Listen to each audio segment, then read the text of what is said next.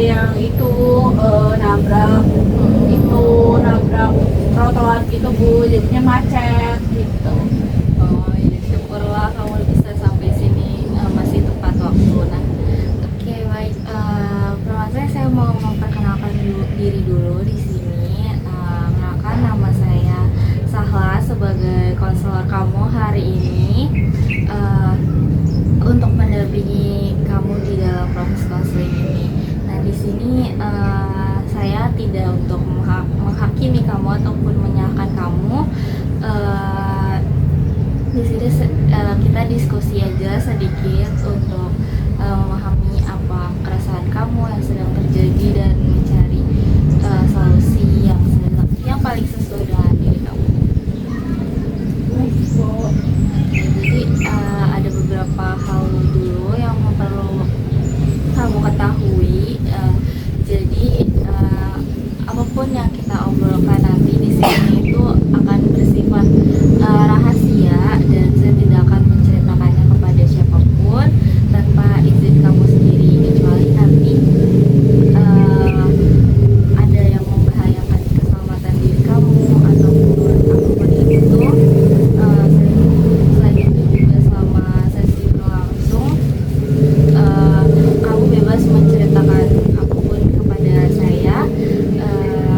Di sini juga nggak ada jawaban benar ataupun salah. Saya hanya berharap kamu bisa bercerita dengan jujur dan terbuka kepada saya. Baik Bu. Nanti kalau misalnya ada yang bikin kamu kurang nyaman atau apa, bilang aja, nggak apa-apa. Apakah oke, udah nyaman? Udah kok Bu. Oke, jadi sebelum membahas keresahan kamu, saya ingin mengenal kamu terlebih dahulu. Sekarang kamu semester berapa kalau boleh tahu? Saya semester 6 Bu. Semester 6 ya. Iya, lagi pusing. Berarti sudah banyak pengalaman di kuliah. Iya Bu. Nah, gimana kamu menggambarkan diri kamu? Saya sih menggambarkan saya itu orang yang cukup ramah ya Bu. Terus saya juga suka seperti biasa gitu. Nah, terus teman-teman saya juga bilang kalau saya itu orangnya enak itu bisa diajak lah kebiasaan ngobrol gitu. Tapi emang ada kan biasanya itu saya merasa kayak lebih kayak penting aja gitu. Merasa kayak kayaknya kurang berkontribusi deh gitu. Suka ngerasa kayak nggak apa ya, suka ngerasa kayaknya aku nggak banyak kontribusi sama teman aku, terus kayaknya aku ketinggalan jauh dari teman-teman aku kayak gitu. Jadi kamu sebenarnya udah cukup aktif ya, tapi lagi kurang memotivasi diri. Gitu Bu. Selain kuliah, biasanya kamu suka berkegiatan apa sih di luar gitu? Saya selain kuliah, saya suka ikut kayak kegiatan sosialisasi gitu Bu, yang kayak ke panti asuhan gitu di relawan, atau yang kegiatan apa aja sih yang di luar dari kegiatan, pokoknya yang positif. Apa kan juga saya ngasih waktu buat diri saya sendiri, gitu kayak me time gitu Bu. Itu sih Bu. Oke, terima kasih Aisyah udah mau berbagi tentang pengalamannya ke saya. Sekarang kamu udah bisa santai sedikit, dan sekarang saya mau mendengar apa alasan yang membuat kamu untuk datang ke sesi konseling kali ini. Yang buat saya datang itu akhirnya itu lagi ngerasa kayak males banget dan juga kadang saya ngerasa kayak kayaknya aku ketinggalan jauh dari teman-teman aku kayak gitu. Jadi yang buat saya tuh kayak ketakutan sendiri. Terus itu saya jadi kayak aku bisa nggak ya kayak gitu. Apalagi kan terus banyak banget ya Bu. Tuh, terus kayak nggak mau nugas gitu, kayak udah capek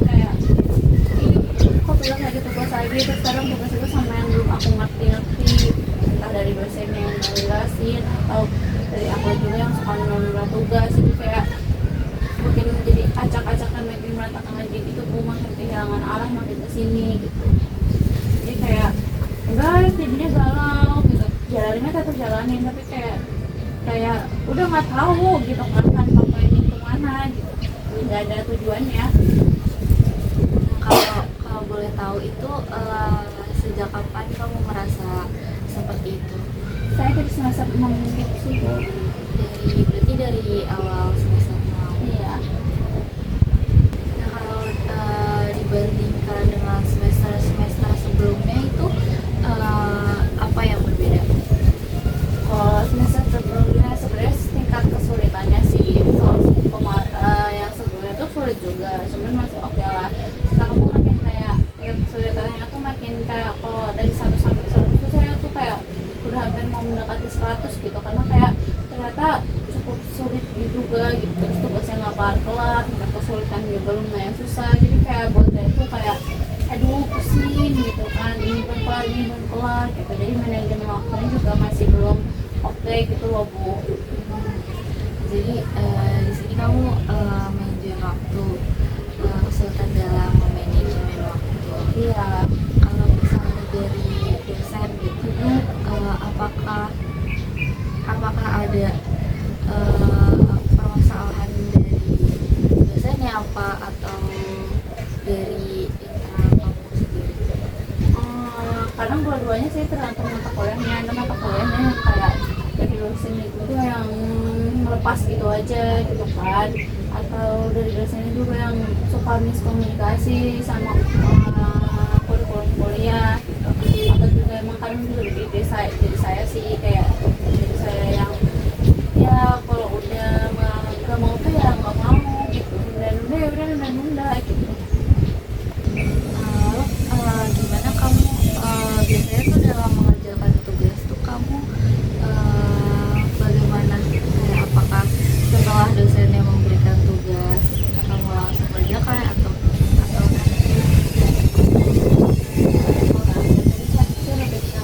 Nanti dulu gitu kan, nanti dulu setelah capek karena kayak kuliahnya aja tuh udah nguras energi banget, jadi pas sampai rumah tuh kayak tar dulu sebentar, padahal kayak seharusnya lo kayak gitu kan ya gitu.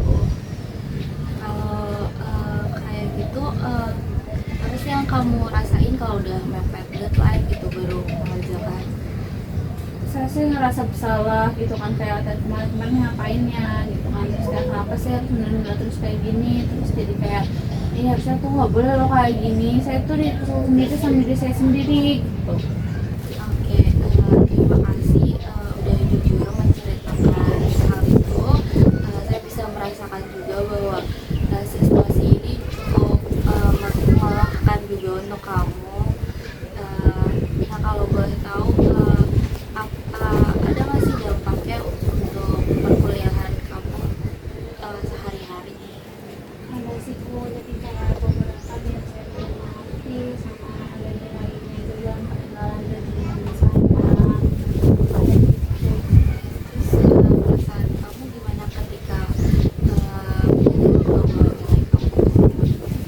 Sedih, marah, capek, mau nangis, kecewa deh pokoknya bu. Karena merasa belum mengerjakan. Iya. Apakah juga kayak bisa kamu terhadap nilai yang menurun itu? Pernah sih, terus saya bilang suruh buat tingkat motivasi belajarnya kayak gitu bu. Kamu teguran tersebut bagaimana perasaan kamu ketika mendengar? Sedih sih bu, saya jadi ngerasa kayak ternyata aku makin ngerasa pressure deh bu, ngerasa sedih banget gitu. Oke, baik guys. Tadi kita sudah membahas mengenai kondisi yang sedang kamu alami selama ini. Nah, sekarang saya ingin mengajak kamu melihat dari sudut pandang yang sedikit berbeda gitu. Dalam konseling ini saya ingin memahami yang sebenarnya yang kamu inginkan gitu. Nah, karena pada dasarnya pada setiap tindakan yang kita lakukan juga biasanya bertujuan untuk memenuhi suatu kebutuhan atau mencapai sesuatu yang kita anggap penting.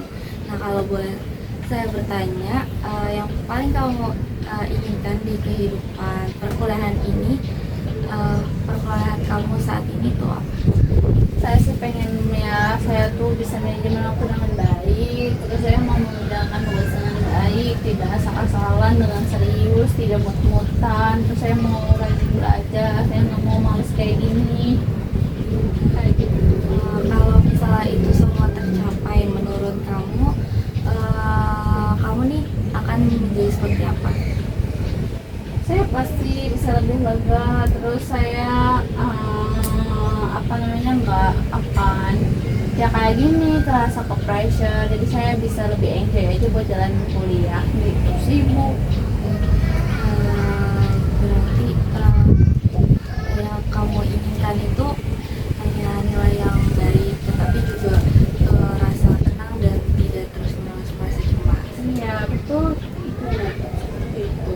Nah, selain mengenai kuliah, apakah ada harapan kamu dari diri kamu sendiri? Harapan saya bisa lebih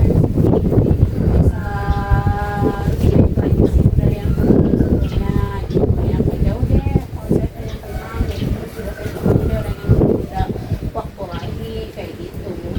Jadi kamu ingin memiliki kebiasaan yang lebih baik. Iya, kebiasaan lebih baik lagi. Sekarang. Betul, itu tuh kayak gitu. Oke, baik. Sekarang saya ingin memahami apa yang selama ini kamu lakukan dalam keseharian kamu, kayak dari bangun tidur sampai malam hari gitu kan. Biasanya saya bangun tidur, mandi, beres-beres rumah, bantuin sedikit orang tua, terus habis itu kalau ada waktu santai dikit saya bersantai dikit dulu, terus waktu habis itu kuliah. Nah, habis kuliah biasanya saya ada kadang suka nugas bareng sama teman, terus habis itu udah, kalau udah nugas lagi saya mau nugas lagi karena saya udah capek, padahal kan saya sekolarin gitu ya Bu, tapi saya tuh kayak udahan capek gitu. Nah, kalau santai biasanya kegiatan kamu apa ya? Kayak tiduran, guling-guling, capek. Oke, guys, dari pembicaraan kita yang tadi saya menangkap bahwa kamu sebenarnya ini memiliki tujuan yang cukup jelas, seperti ingin menjadi mahasiswa yang lebih disiplin, juga ingin mengerjakan tugas tepat waktu, memperoleh nilai yang baik, dan tidak lagi merasa cemas dalam menghadapi deadline. Nah, selain kamu juga menyadari bahwa keseharian kamu itu sering menunda-nunda pekerjaan. Nah, sekarang saya ingin mengajak kamu untuk melihat dengan lebih tenang, dan saya juga tidak akan mengatakan mana yang benar ataupun salah.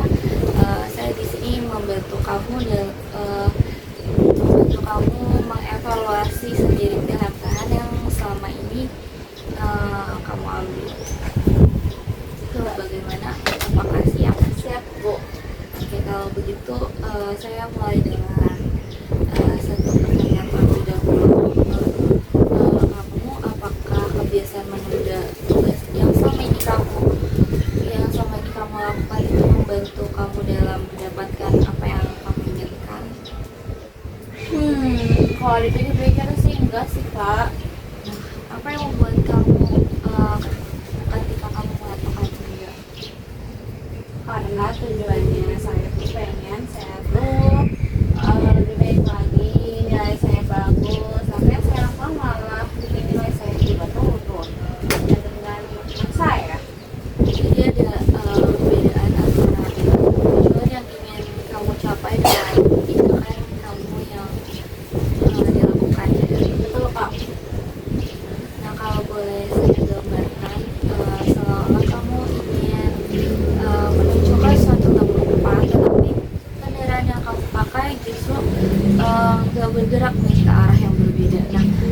gambaran ini itu sesuai dengan yang kamu rasakan? Iya kak, pasti banget kayak gitu. Apa yang kamu rasakan ketika menyadari hal tersebut?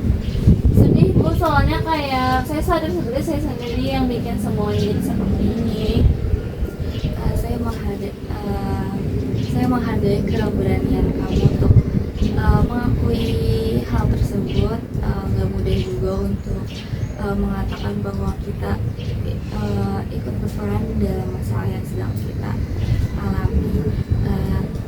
Nah, apakah menurut kamu itu menyadari hal ini ya berarti semuanya itu sudah terlambat atau Benar juga sih bu, kenapa kamu mengatakan hal tersebut? karena saya masih kuliah dan masih ada sih kesempatan buat berubah. Itu saya senang mendengar jawaban kamu. Artinya kamu juga masih melihat ya adanya kesempatan kamu untuk memperbaiki keadaan yang sedang kamu alami. Nah sekarang saya ingin mengajak kamu melihat satu kebiasaan yang lebih spesifik, misalnya ketika sore hari ini selesai kuliah, lalu kamu berkata kepada diri kamu sendiri, aku cuma bersantai kok 5 menit. Apa yang biasanya benar-benar terjadi? Ini 2 jam nih. Ketika 2 jam itu berlalu, apa yang kamu rasakan? Tenang, Setelah itu mulai merasa pikiran tugas. setelah itu apakah kamu mengerjakannya? Enggak, saya lanjut, tapi saya ngerasa bersalah. Habis itu ya udah, jadi kayak jadi aku Kalau itu boleh saya simpulkan, berarti bersantai-santai kamu itu membuat kamu merasa nyaman, tetapi juga nyaman itu sementara. Oke, terima kasih Ai. Saya melihat hari ini bahwa kamu udah mulai mengevaluasi diri kamu sendiri tanpa harus menyalahkan orang lain maupun menyalahkan diri kamu sendiri secara berlebihan. Nah, yang paling penting di sini kamu menyadari bahwa pilihan-pilihan yang selama ini diambil itu belum membawa kamu menuju tujuan yang diinginkan. Nah, pada tahap berikutnya nanti kita akan melihat lebih lanjut, lebih dalam mengenai pilihan-pilihan yang masih dapat kamu lakukan mulai sekarang. Nah, terus juga kemudian kita menyusun langkah-langkah yang realistis agar perubahan yang kamu inginkan itu bisa terwujudkan. baik kak, saya merasa mulai kayak memahami kenapa saya berhak terus terjebak dalam kebiasaan yang sama. Oke, sekarang saatnya kita beralih ke langkah berikutnya, yaitu menyusun rencana perubahan. Di sini saya ingin menekankan kembali bahwa rencana yang akan kita buat nantinya itu bukan buat rencana yang sempurna, melainkan rencana yang realistis dan juga benar-benar dapat kamu lakukan nanti. Nah, karena perubahan yang bertahan biasanya tuh dimulai dari langkah-langkah kecil dulu yang dilakukan secara konsisten. Bagaimana menurut kamu? Ya setuju kak, sama ini saya sering buat target yang baru besar, tapi malah tidak terlaksana. Oke, baik. Kalau begitu, saya ingin bertanya terlebih dahulu nih. Dari semua kebiasaan kamu yang kita bahas hari ini, itu kebiasaan mana yang paling ingin kamu ubah terlebih dahulu? Saya ingin mengurangi kebiasaan menunda tugasnya sih kak. Kenapa kamu memilih itu? Karena saya tuh kayak ngerasa kebiasaan, karena saya merasa kalau kebiasaan itu dirubah, lain juga akan ikut membaik.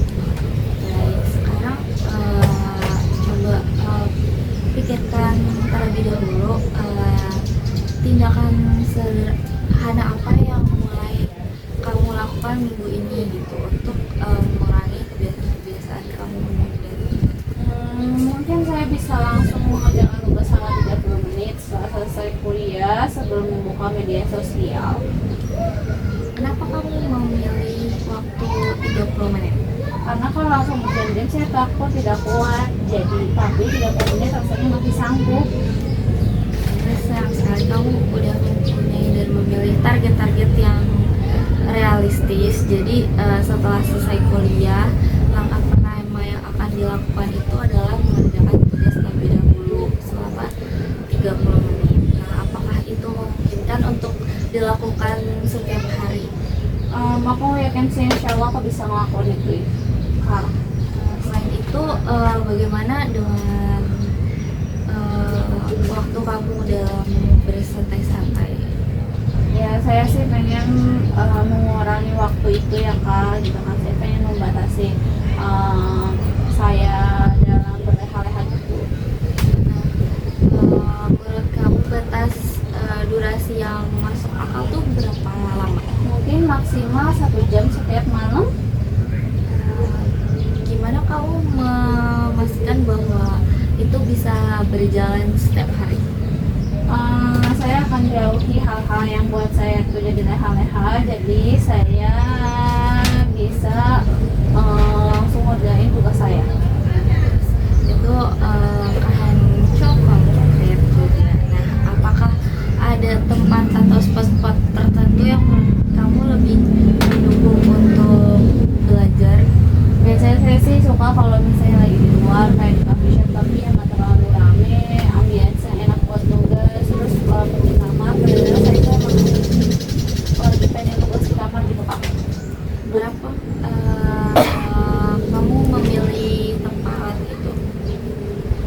Karena saya biasanya nggak ini aja sih, nggak kelisek sama kasur gitu. Kadang kalau di kamar berarti saya emang lagi nggak kelisek sama sekali sama kasur. Ya baik, berarti lingkungan juga menjadi bagian yang strategis juga ya buat kamu. Iya. Sekarang coba kita lebih pikirkan ke depannya. Menurut kamu hambatan apa yang paling mungkin muncul ketika kamu menjalankan rencana-rencana yang tadi sudah kamu sebutkan? Ya kalau menurut saya itu sih rasa malas sih Bu.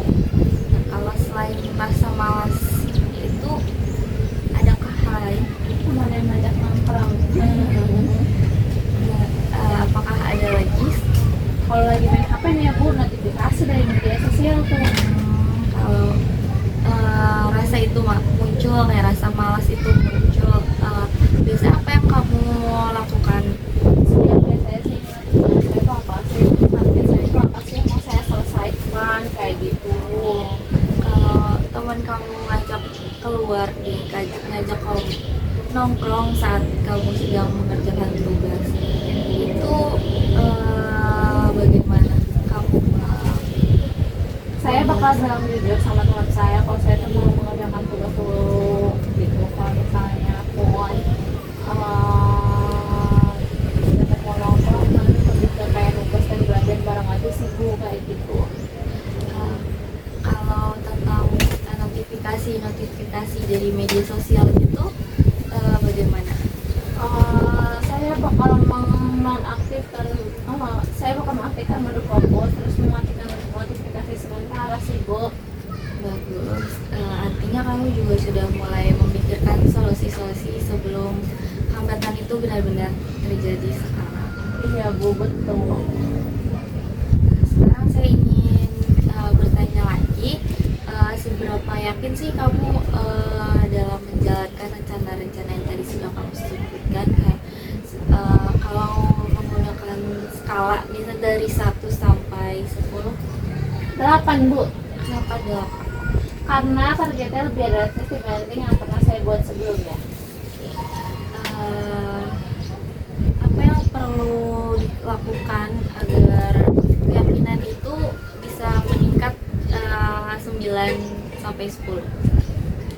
Mungkin saya perlu adanya yang mengingatkan gitu loh Bu, buat mengingatkan saya, support system lah.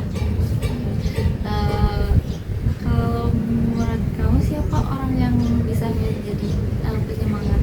Teman kalau saya sih Bu, biar jadi saya tuh dia juga sering ngingetin saya soal tugas, sama kayak suka bagi-bagi materi, saling ngajarin gitu sih Bu. Apakah kamu bersedia untuk meminta bantuannya? sedih ya Bu, karena kan bisa buat saya juga gitu, buat juga mungkin sama saya juga jadi sama belajar juga gitu sih Bu. Itu juga langkah yang baik ya. Jadi memiliki orang yang mendukung juga bisa membantu kita menjaga konsistensi. Betul tuh Bu. Ya, baik. Jadi sebelum kita mengakhiri sesi hari ini, saya ingin merangkum hasil pembicaraan kita terlebih dahulu. Pada awal sesi, kamu menceritakan bahwa akhir-akhir ini kamu itu sering menunda tugas, terus juga terlalu banyak bersantai, nilai mulai menurun, merasa cemas juga, bersalah, dan kemudian kita akan membahas apa yang sebenarnya kamu inginkan. Kamu menginginkan bahwa kamu ingin menjadi mahasiswa yang disiplin, terus juga mengerjakan tugas tepat waktu, memperoleh nilai yang memuaskan, merasa lebih tenang dan juga ada hubungan. Nah, selanjutnya itu saat evaluasi kita mengevaluasi bersama bahwa kebiasaan menunda itu ternyata gak membawa kita lebih dekat kepada tujuan tersebut. Justru kebiasaan itu juga membuat kamu semakin tertekan. Nah, hari ini kamu juga menyadari bahwa meskipun ada banyak faktor di sekitar, keputusan diambil juga termasuk berada di kendali kamu sendiri ya. Apakah ada hal yang lewat dari rangkuman saya? Aku sudah lengkap sekali. Setelah mengikuti proses konseling hari ini, menurut kamu apa hal yang paling berkesan?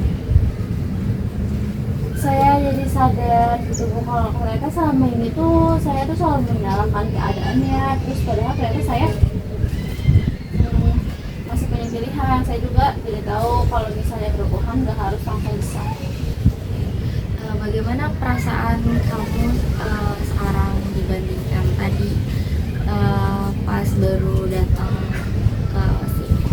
Lebih lega sih, tadi saya datang dengan perasaan yang resah, bingung, terus takut. Sekarang saya lebih tenang sih, dan sekarang sudah cukup tahu arahnya ini mau kemana.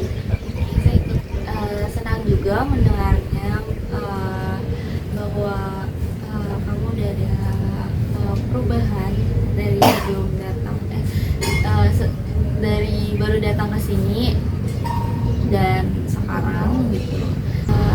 Terima kasih Aisyah atas kepercayaan dan keterbukaan yang sudah diberikan selama proses konseling ini. Saya melihat bahwa kamu memiliki potensi, kemampuan dan kemauan juga untuk berubah. Saya berharap bahwa langkah-langkah kecil yang tadi kita sudah susun hari ini, sudah kita rencanakan hari ini, itu dapat benar-benar diterapkan dalam kehidupan kamu sehari-hari. Apabila nanti kamu memiliki kesulitan atau merasa rencana ini belum berjalan sesuai dengan harapan, kita bisa mengatur sesi kembali mungkin untuk mengevaluasi dan menyesuaikan strategi-strategi kembali yang diperlukan. Apakah ada hal lain yang masih ingin kamu tanyakan atau sampaikan sebelum kita benar-benar mengakhiri sesi konseling hari ini? Enggak sih Bu, kalau menurut saya juga udah merasa cukup. Saya cukup tenang, cukup lega sih setelah berkonsultasi sama ibu gitu kan, sempat meaningful juga gitu.